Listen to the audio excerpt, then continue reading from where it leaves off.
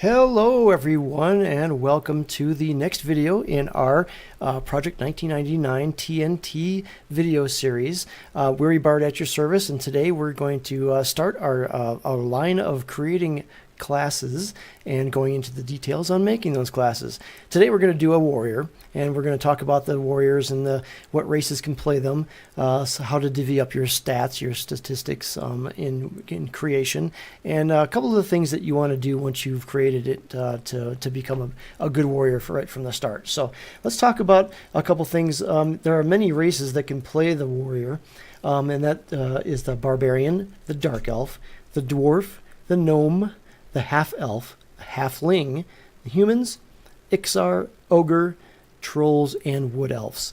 So there's a lot of things to talk about. One of those things is their base statistics, and that's something you want to take into consideration when you're creating any class. But today we're looking at the warrior. So let's talk about the statistics real quick that are important for the warrior, and we're going to call them stats going forward. So probably one of the main stats for a warrior is stamina. Of course, strength. You think strength always for a warrior, but stamina is one of the most important ones. And here's why. It affects your hit points. Bottom line, it's how long you can stand there. It's how long you can be beaten by that mob and still stand. So it affects your hit points, but it also affects your endurance, and it also affects your swimming when you're how long you can breathe underwater. So kind of neat that way, but it's very valuable. It increases your maximum hit points, and bottom line, it's how long you can stand toe to toe with a monster. So yeah, very good stat to have. Obviously, strength. Strength is good for warriors because it affects your attack power.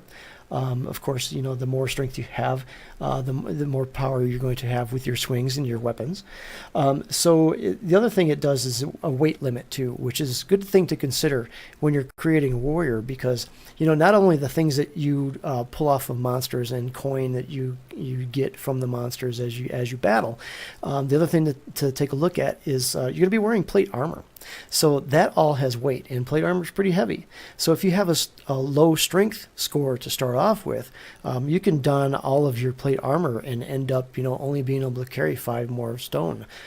So something that you probably want to start a little higher, especially starting out, but as you get your armor, definitely work up that skill, because that stat, because it's going to take its toll. But one of the stats that most people overlook as a warrior is dexterity, and most gamers will think dexterity usually goes hand in hand with agility and is more for rogues or things like that. However, in this game it's a little bit different. Dexterity plays a little bit different role. It helps your melee skill ups. So as a warrior, as any class, you want to work on your skill ups, and like the warrior can use just about any weapon. So you want to work on your one-handed blunt, your two-handed blunt, your one-handed slash, your two-handed slash, your piercing, all those skills. So dexterity, a higher dexterity score, will help those skill up faster than if you had a lower dexterity score. So that's important. But probably one of the other things that's most important is it really helps your weapons proc better and faster. So let's say you have a weapon that has some kind of innate skill on it that does a direct damage spell. So early on, when you are lower, it's not going to proc, but when it's time for that weapon to proc, a higher dexterity score will allow that weapon to cast that ability more often than if you didn't have a high dexterity score. So it's pretty important. It increases that your hate generation on procs on the weapons, so you're going to be able to hold aggro better too. So, and of course it affects your crit ability too, so critical hits. So things to take into consideration. So those are the 3 main stats for a warrior, and probably the ones that you should focus on when creating a warrior. So let's take a look at each of the races that can play. So I'm going to go ahead and click over here, create a new character, and then I'm going to click on male because I want to play a male, and then I'm going to click on Barbarian because he's the top one, and warrior, so that you can see. So as you can see, the Barbarians, they're pretty tall. They're big, beefy, barrel-chested guys, and they are the masters of the North. They start off with pretty good stats, actually. They start off with pretty high strength at 113. Their stamina is 105, and their dex, I think, is on the low end. It's probably, it is the lowest of all the races that can play the warrior. So it starts at the dex of 70. So honestly, I think your strength and stamina are pretty good. I would put the points into dex as much as you can, and maybe that you can't max out. So if I have 25 points over here to give, I can put all but 5 in one. So I would put 20 in my dexterity and 5 in stamina, just to beef that up a little bit. The thing about strength and stamina, later on in the game, you can beef up those stats with gear much easier than you can with dexterity. So I always recommend putting dexterity in the creation panel here when doing a warrior, because it's a little bit harder to get later on in the game. So that's the Barbarian stats. Let's talk about their race a little bit. They are of good alignment.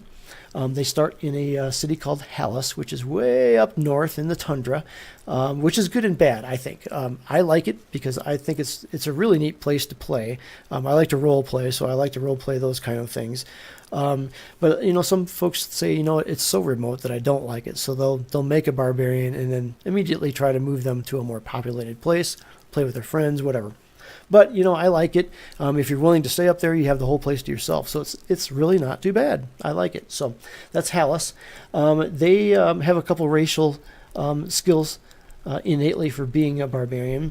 They have a skill called Slam, which is good because it helps to stun the creatures that you're fighting. And only the big races have them. The barbarian, the trolls, and the ogres have Slam. So it's good to have. They do, however, have a increased consumption rate, meaning they eat more. Look how big they are. They're going to eat more. Obviously, that's why they're so big, because they eat more. So, just keep an extra stack of food and beverage on you, and you'll be good, because you're going to eat it a little bit faster than most other smaller races. And they do have plus 10 to cold resist, which will play a part later on in the game, more towards the dungeoning and raiding, when things start casting those kind of spells on you. So good thing to take into consideration. Now they do have one little ding against them, and they have experience modifier. It takes 5% more experience per level for them to reach the next level. So more so than a dwarf or a halfling. So they have a little bit of an XP ding, I call it. So it's not too bad, though. 5% isn't a lot. Some of the other bigger races, the evil races, have a higher percent, so it takes them a lot longer to level up. But the barbarians aren't too bad. And they wear a large size armor, but they can also wear medium. So that's kind of a benefit to being such a large race. The other large races cannot wear medium, but that's a cool thing about the barbarians. They can. They cannot wear robes, however. So barbarians are fun. As you can see, they look neat, and they're starting a really cool place. And they're a lot of fun to role play, and they wear kilts. Come on, you got to wear a kilt. Come on. So that's the barbarian, and the next race we're going to look at is the dark elf. Now, as you can see, the Dark Elves are pretty cool looking. They are the Drow of EverQuest, if you will. They start out with some pretty decent stats. Probably in the low end, I would call it, though. Their strength is 70, their stamina is 75, and their dex is 75. So, starting off a Dark Elf, I would probably put most of that in the dex, but I would probably beef up the strength, too. Because again, by the time you start putting in those heavy weapons, if you're carrying a two-hander and a shield, and you start adding up that chain or that plate mail, it's going to add up, and you're going to end up only being able to carry a couple things when you're battling. So definitely put something into strength. So that's the Dark Elf. That's their hindrance as far as stats, but not all in all, not too bad. And like I said, gear later on, you're definitely gonna be able to make that up. So the racials for the Dark Elf are kind of cool, though. They have. Oh, let's go back to the Barbarian real quick. They cannot see in the dark.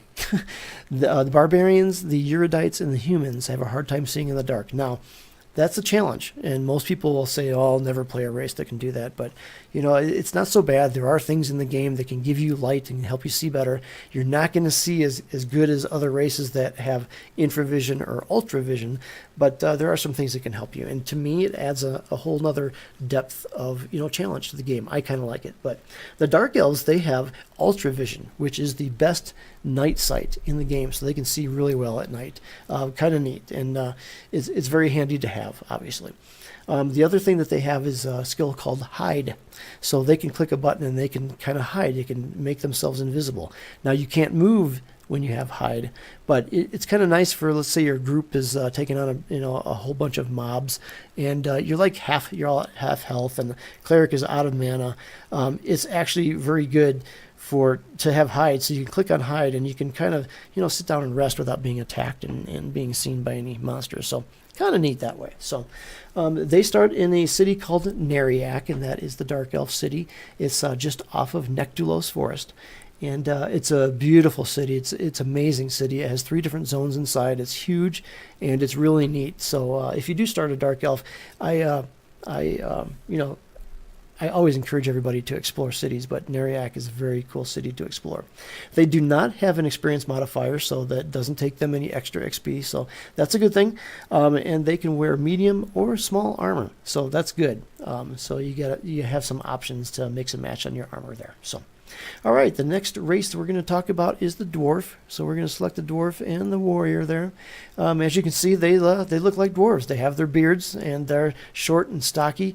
They are masters of armed combat and defense. They're made to stand toe-to-toe. They love to battle, and they love to then go to the bar and have a couple ales and tell everybody who would listen about their battles. So they're definitely true dwarves. They start with some very good stats as far as strength, stamina, and dex. They start with 100 strength, 100 stamina, and 90 dex. So that's some of the best warriors starting in the game, because it's pretty even across the board. The dex isn't that low, and their strength is pretty high, and stamina is pretty high. So I would probably put as much as you can in dex, and the rest in stam, just so you don't have to worry about that stat later. But dex is definitely going to help with the procs. So Dwarf is a very good race to pick for a warrior. They're made for it. So they are of good alignment, so that is good. They can travel well. They can sell to most places, most merchants. They have a couple racials that are kind of neat. They obviously have infravision, so they can see in the dark. Not quite as good as the Dark Elf with ultravision, but infravision is very good, and it certainly beats not being able to see in the dark. So they also have a skill called Barrel Roll, which is just kind of a cosmetic thing. It doesn't affect attack or anything like that, but if you do a jump, they'll do a little barrel roll, and only the dwarves can do it, so it's kind of neat to role play and have fun with. They also start with a higher skill in sense heading. Most everybody will start at 0. You have to train in it, but they start at 50, which to me is really neat, because when you're starting out, you may not know the zone, you may not know the area you're in so well. So if you have sense heading and you're looking at a map on Wiki, you can at least tell the direction you're going and where to go to from there. So it's kind of a neat skill to start with. So they also have plus 5 to magic and poison resist. Again, we'll play a better part later on in dungeon and raiding. They start in a city called Caladim, and it is definitely a dwarven city. Even walking up to it, you can tell that it's made by the dwarves, and it's a neat little city inside. Definitely built by the dwarves. You can see, and they even have a little mining area, so it's kind of neat to explore too. So no experience modifier, so they're good to go there, and they can only wear small armor. So, and they cannot wear robes. So not that you want to wear one as a warrior, but just noting that so you know going in. So, all right, the next one we're going to talk about is the gnome, and as you can see, the gnome is very small, very tiny. They probably come up to your shins, maybe your knees at best. But they're really kind of neat. I think they're kind of neat to role play, especially as a warrior.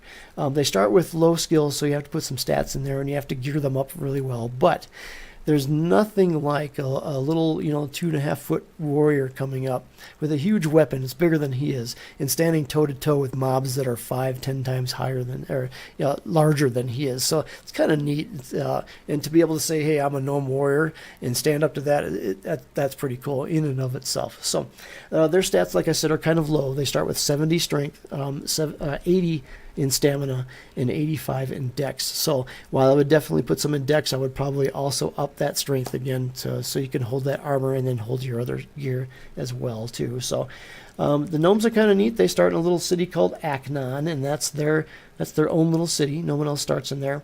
Again, another neat city to explore. You can it's definitely of gnome flavor. Gears and mechanics and things like that. You can definitely tell the gnomes built it. They are of a neutral alignment, so they can get around pretty well, actually.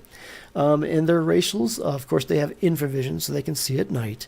And then they have a skill called tinkering, which is kind of a trade skill, and they are proficient in making gadgets and things like that. Think of steampunk of today, if you would. So they don't have any experience modifier, so they're good to go there, and they can only wear small armor. So gnomes, again, an odd choice for a warrior, but kind of a neat one to have fun with and role play with for sure. So let's talk about the half-elf. Now, the half-elf is just that. He's half-elf and half-human. They're pretty common across the board. They start with kind of mediocre skills, 80 strength and 80 stamina, and 85 dex. So definitely put some into dex and stamina, maybe a couple in strength. It's up to you where you want to spread those, but I would definitely spread them out a little bit, focusing primarily on dex, though, I would probably. So the half-elves, they're of neutral alignment, so they can get around well. The only racial that they really have is infravision, so they can see well at night. Their starting cities, they have a couple starting cities. Now, as a warrior, you'll only be able to start, I think, in Freeport, Kinos, or Keelathin. But the half-elves, if they're a ranger, can also start in a place called Surefall Glade, but that is just for the rangers. So they have no experience modifier, so they're good to go there. And they can wear medium armor only and cannot wear robes. So it's a decent warrior class. I wouldn't say the best if you're min-maxing, but some people like the look. I think they look good in their armor. So if you're into the role playing and you're more of I want to play what I want to play and what I like to play more so than min-maxing, then this is a good choice for you. So. All right, let's talk about the halfling. Now, the halfling, of course, short, small. I don't think they're as small as the gnomes, but I think they're a little bit smaller than the dwarves. And when I think of halfling, I think of Lord of the Rings. I think of the hobbits. That's what a halfling is to me. They're really cool. They're really fun. They have kind of okay stats, not as low as some of the other ones, but not as high as some of the larger races. So the halfling starts with 80 strength, 85 stamina, and 90 in their dex. So their dex isn't too bad. I would definitely put some into dex and maybe split some into strength and stamina so that you can carry that weight and you can stand toe-to-toe. They are kind of neat characters. They start in a city called Rivervale, which is a very cool city. It's their city. Definitely a halfling-themed city.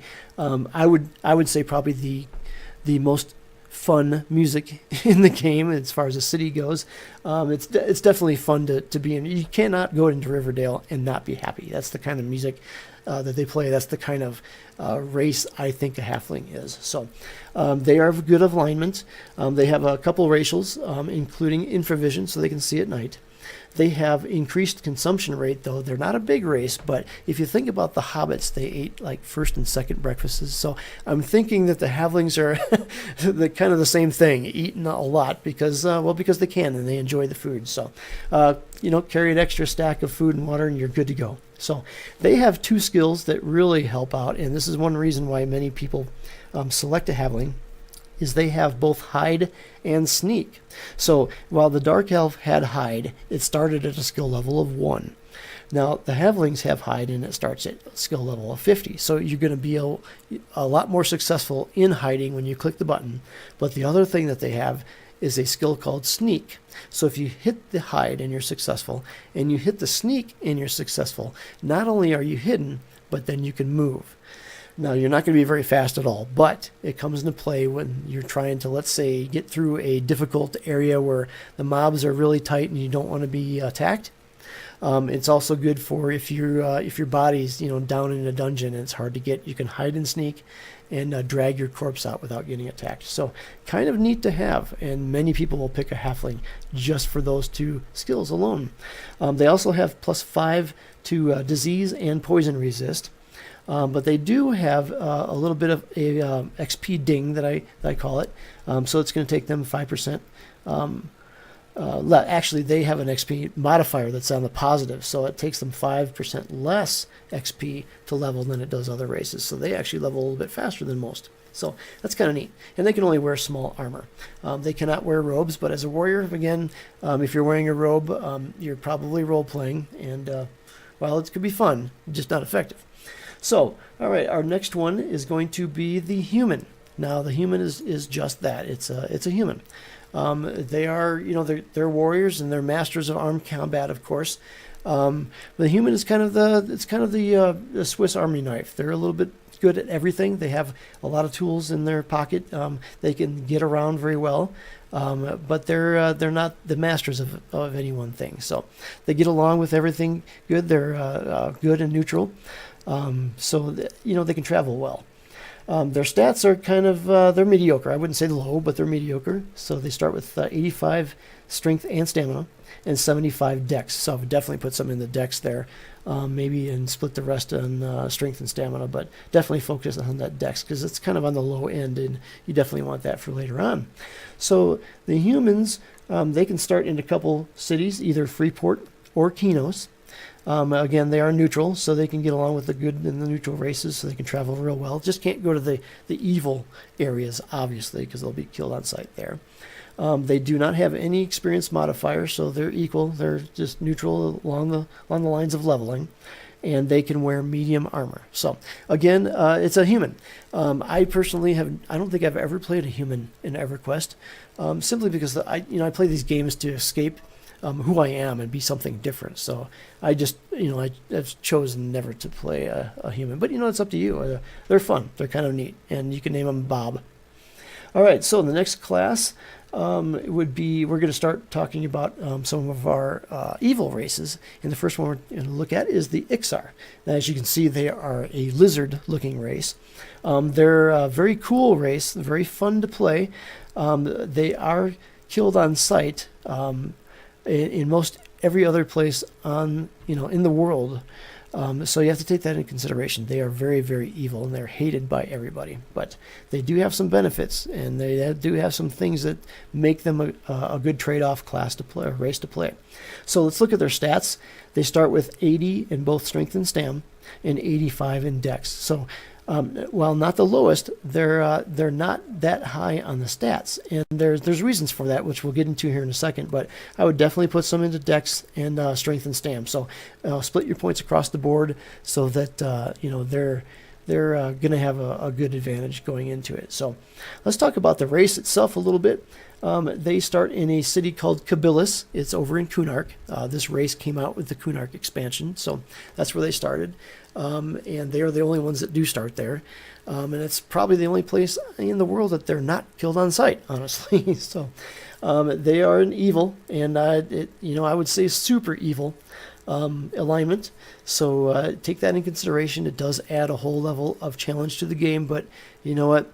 There's a lot of XRs out there. They have some good benefits that make them a race that you want to play and deal with that evilness. And let's talk about those racial skills right now. So they have forage, meaning they could forage for food, which is really kind of neat too, because then you're not having to buy food and water all the time.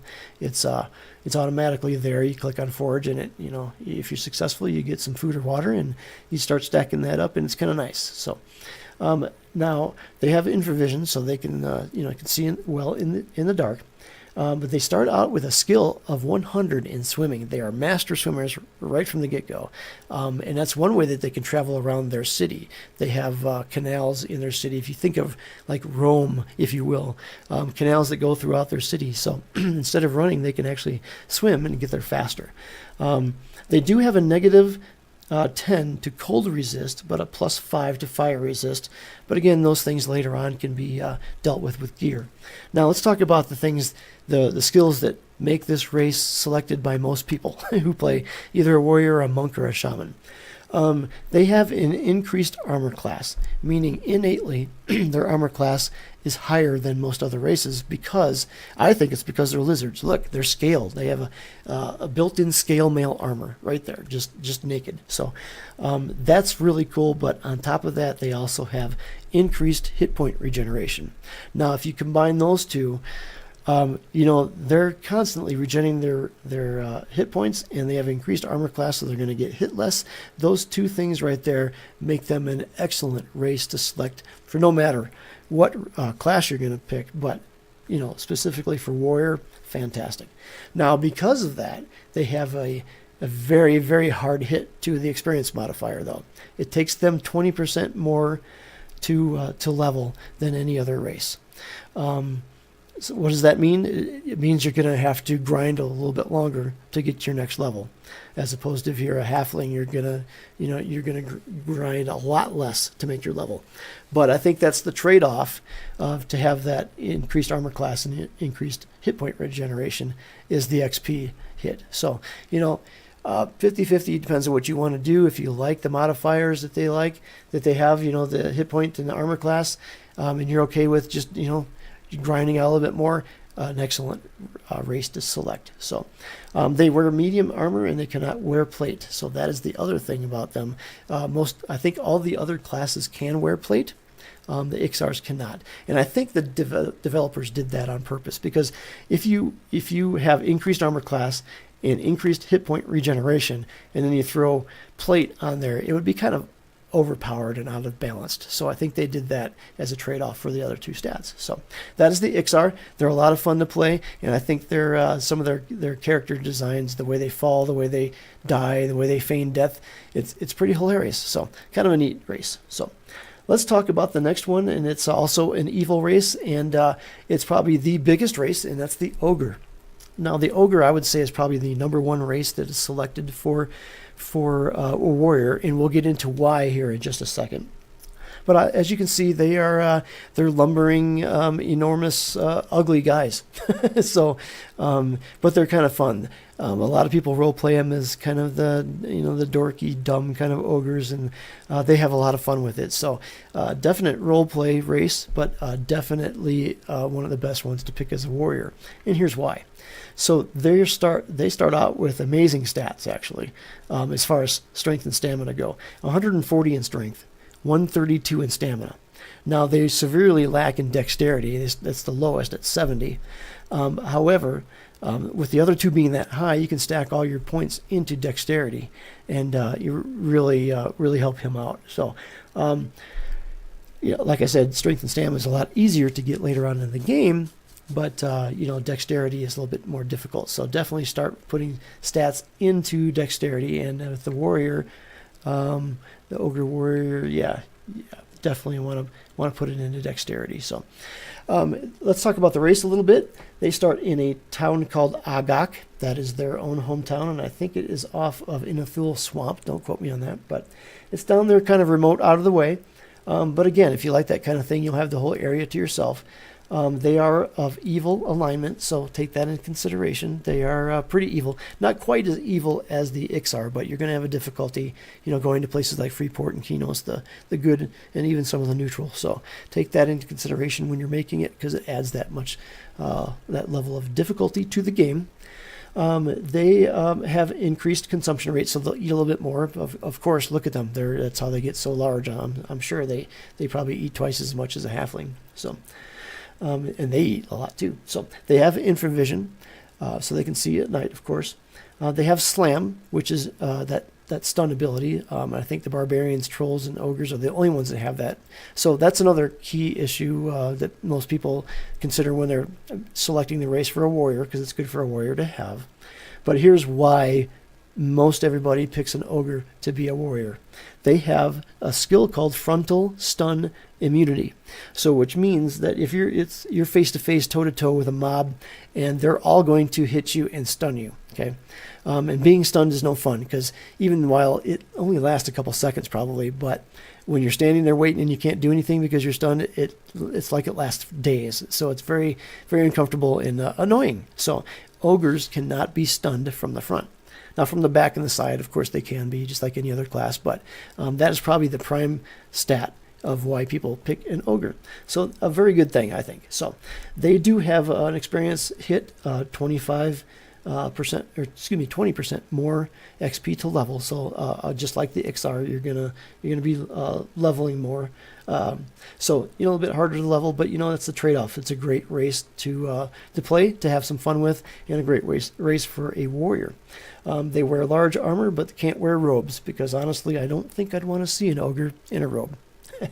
All right, and then the last of the evil races is the troll.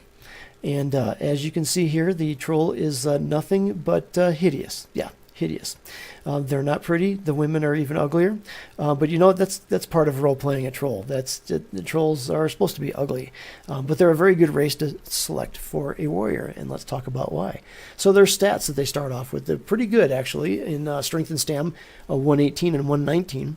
A little lacking in dex, not quite as low as the ogre, but they're at 75, so you definitely want to put some points into dexterity starting off with. So definitely want those procs and crits later on. So let's talk a little bit about their race. They are, of course, indeed evil. They start in Grob, which is their own little town. They do have infravision. They have slam, just like the other bigger races. They do eat more. Of course, they're a big race, so they're going to eat more. They have a negative 20 to fire resist, but again, you can turn that around with gear later on, and it doesn't make a huge bit of difference until later on when you're raiding or dungeoning. They do have, just like the Ixar, increased hit point regeneration. So they're constantly regenerating their hit points. So that is a good thing. Good thing for a warrior. To trade off for that, of course, they have an XP hit of 20% more that's required to level, so you can be grinding more. But you know, a pretty decent trade-off for the increased hit point regeneration, and your clerics are going to love you because they're healing you less. So they do wear large armor. They can't wear robes. I wouldn't want to see one of these in a robe either. But a troll makes a great character to not only roleplay, but a great warrior too. So. And last but not least, we'll talk about the Wood Elf. They are, of course, a version of the Elf. They start in Keelathan in the Wood Elf city. They look really good in armor, actually. They're kind of neat. They're cousins of the High Elves. They're not cousins of the Dark Elves at all. The Dark Elves actually hate them. But again, they do look good in their armor. They have some cool stats. Racial stats anyways. Their base stats are kind of on the low end, I would say. So their strength is 75, their stam is 75, and their dex is 80. And while their dex is on the higher side, I would say I would put some points into dex, but definitely up the strength and stamina too, because as a warrior, you know, you want to go toe-to-toe. Even if your weapon's proccing, it's not going to do you any good if your stamina is really low and you just can't stand there long enough to have it proc. So definitely put some into strength and stamina when you're creating your Wood Elf too. So let's talk about the race itself a little bit. They are of good alignment. Again, they start in Keelathan. I think I discussed it and we went by it maybe. I discussed it in another video. It's the Wood Elf city, and it's the city up in the trees. So it's kind of neat. It's fun to navigate. You will get lost. You probably will fall off, but that's part of the adventure of Keelathan. And it's probably one of the most unique cities in the game because of where it's at. So kind of neat for that. Their racials they only have 3. They have infravision, so they can see. They have forage, so they can forage food and drink. And of course they have hide too. Not sneak, just the hide part of it. So they can hide, but they just have to stand still when they do it. So they do not have any experience modifiers, so they're good with XP across the board. And they can wear medium and small armor. So that's good when considering too, because you know, a lot of times you're in places that only drop small armor or only drops medium.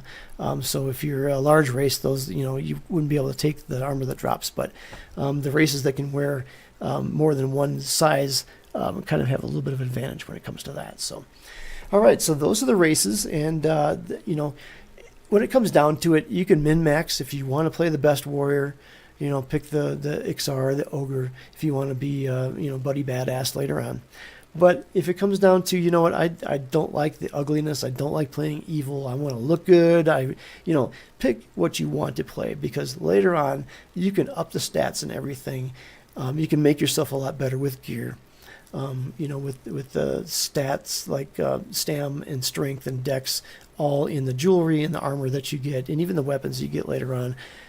You can make a really good warrior out of any race. So take that in consideration when you're picking one. So we're gonna go in and we're gonna make one, and I'm gonna pick an ogre, simply because it could be fun.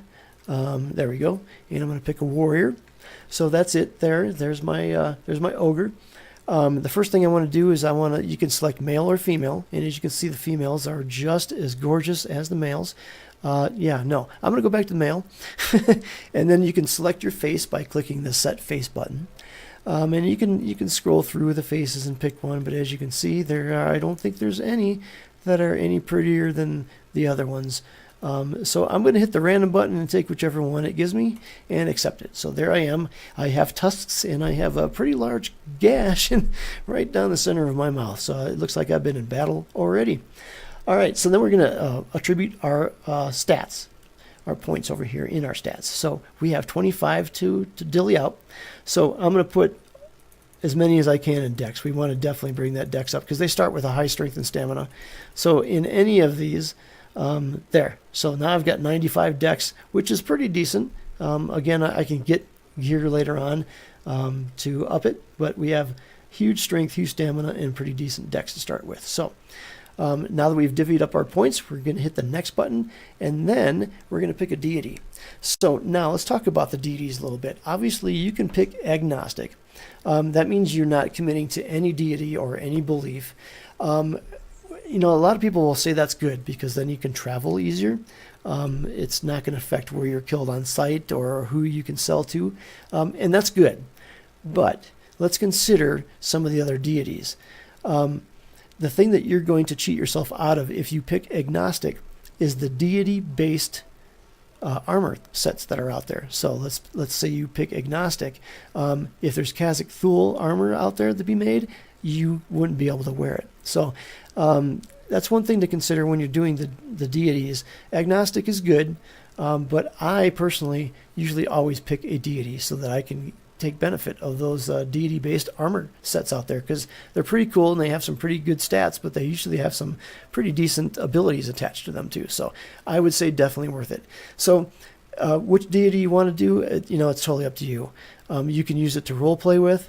You can use it to, if you know that Khazak Thule or Ralas Zek has better armor sets than any of the other ones, then pick the one that you like. But when it comes down to it, read the description and whatever one feels better to you, whichever one would be, you know, more in line with what your character would do, select it and run with it, have some fun with it. So I'm just going to pick Ralas Zek because it doesn't matter to me at this point.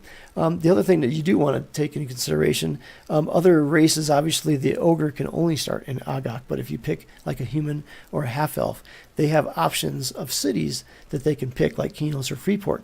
And sometimes what city that you pick will dictate what deity you can pick, or vice versa. Let's say if you pick one deity, it's going to not let you start in Freeport or not let you start in Kino. So pay attention to that when you're doing that. So if you want to start in a certain area, you might have to pick a different deity to be able to start in that area. But we can only start in Agok. I've got the Warlord Ralas Zek as my deity, and we're going to try and get a name here. Garable. That sounds kind of like an Ogre Warrior, doesn't it? Yeah, let's run with that. We're going to hit next and see if it accepts it. It did. So there we go. We're about to enter the world with our brand new Ogre Warrior named Gorable. It's kind of neat. And then level 20, you can pick your surname or your last name. So a lot of people have fun with those. There's a lot of options out there. They don't like you to make words and phrases that go together, but a lot of people do and they get away with it. But, you know, I like to role play, so I usually stick with kind of role play names, if you will. So one of the first things that I do when I get into the game is I get away from the Priest of Discord. And I'll tell you why. So as you can see, I just hit my right turn key. I have my right turn key bound to the sense heading skill, and I always have my sense heading skill right here in this first button.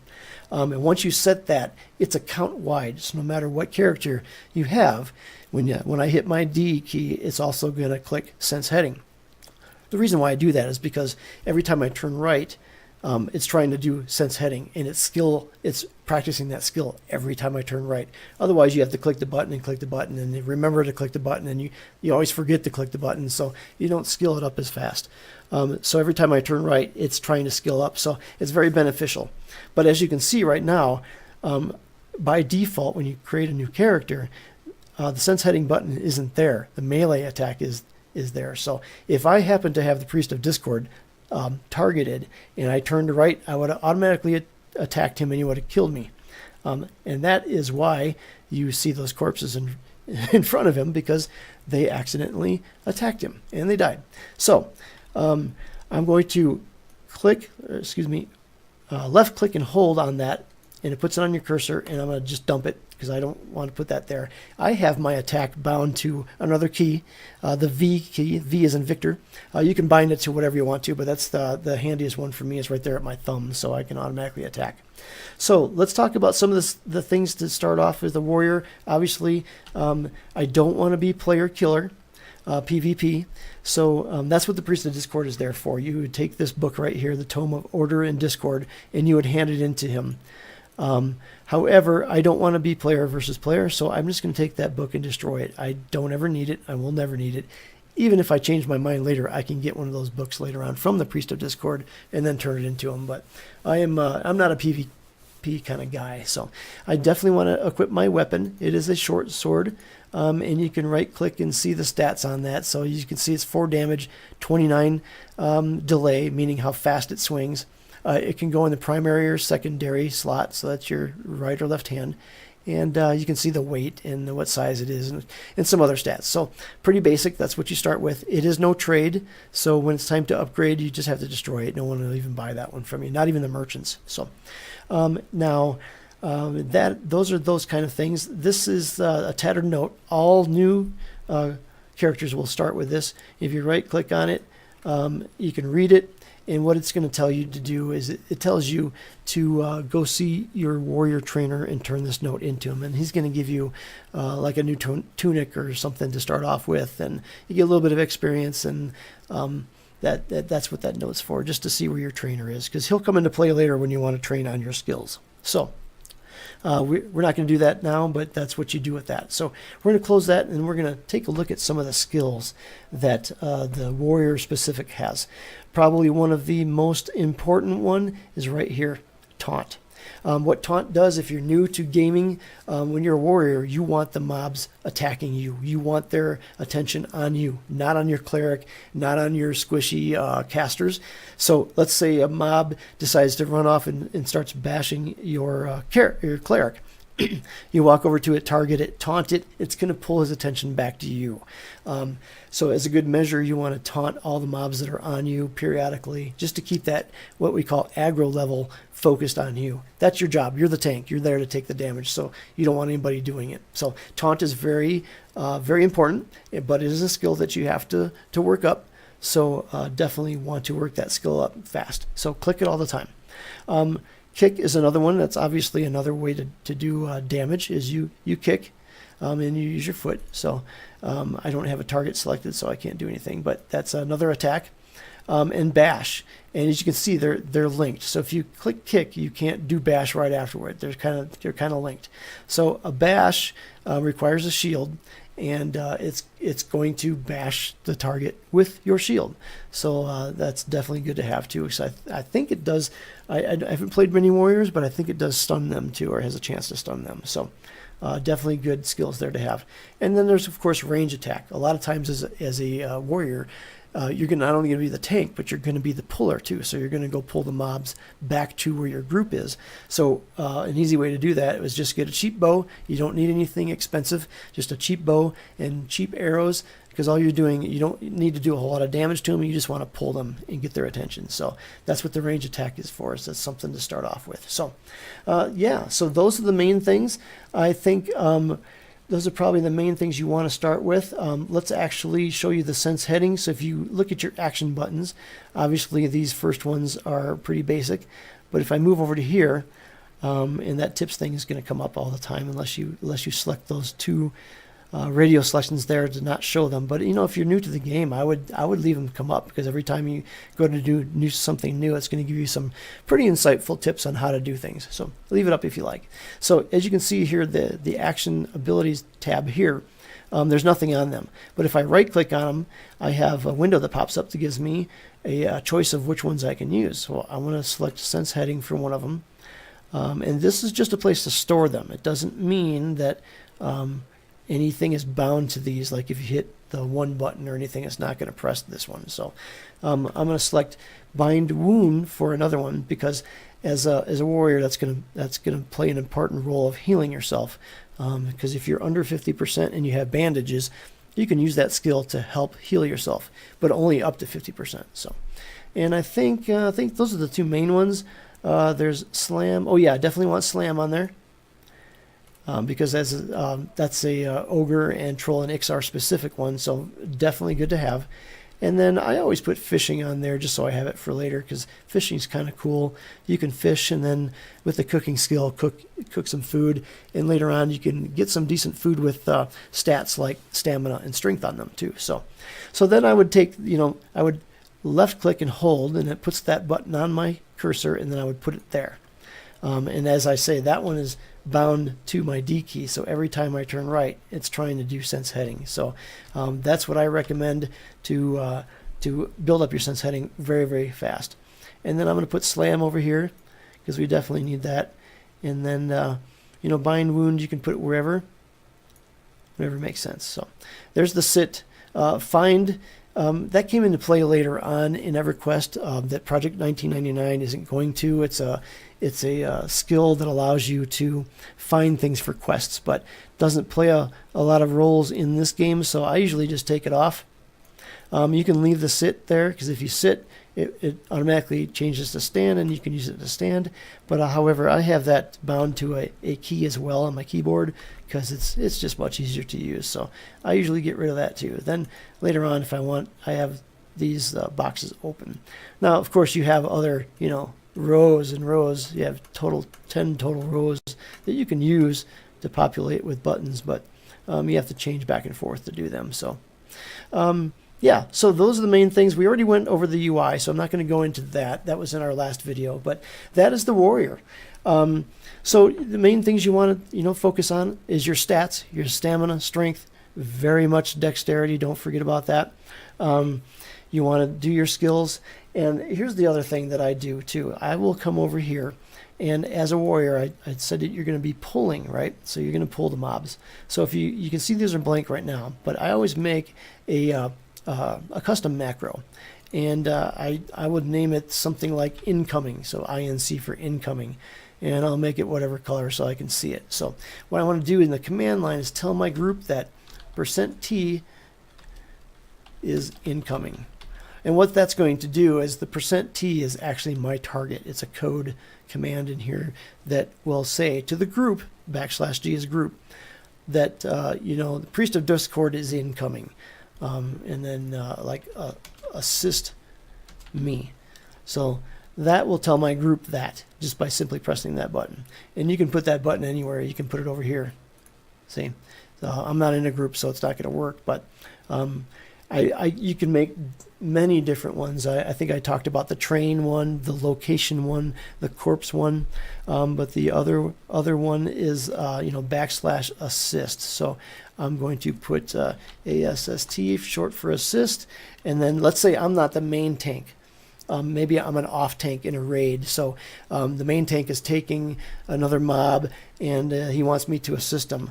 I'm going to type in. You can do two things. You can target him, and then use this as the command, just \assist. Okay. So every time I would do that, I would assist whoever I have targeted. Okay.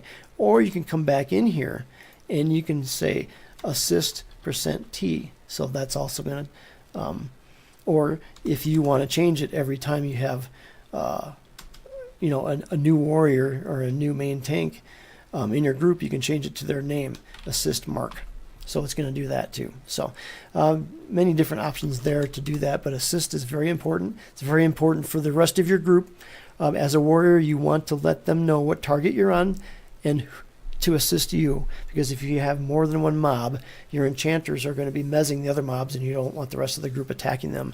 You want to have everybody attacking the same one you are. So taunt, very important. Incoming, your pull button to let everybody know what's coming. And you can click that button once for every mob that's coming. So if you pull 3, hit it 3 times, and they all know that 3 are coming. And then the assist is very, very important. So that's the main things to be a warrior. Those stats, those skills, those macro buttons, you know, if you make all of those and you're able to learn how to keep the mobs on you, the rest of it's going to come easy, and your clerics are going to love you, your enchanters are going to love you, and you're going to be a good warrior. So we're going to end it there. We're just over about 39 minutes. So I really hope this helps you. I hope this kind of stuff helps you make the classes that you want. And hey, go out there and make your badass warrior and take on the world and be the hero. Be the hero. So this is Warrior Bard. We're heading out. So look for more. The next one's going to be more classes and how to make them. Look for those coming soon. So if you like it, you know, make a comment down below what you like, what you didn't like. Correct me if I said anything wrong. Of course, I love that kind of feedback as well. Give me a thumbs up. Click the subscribe so that you know when the videos come out. And hey, you all play safe and safe travels to you.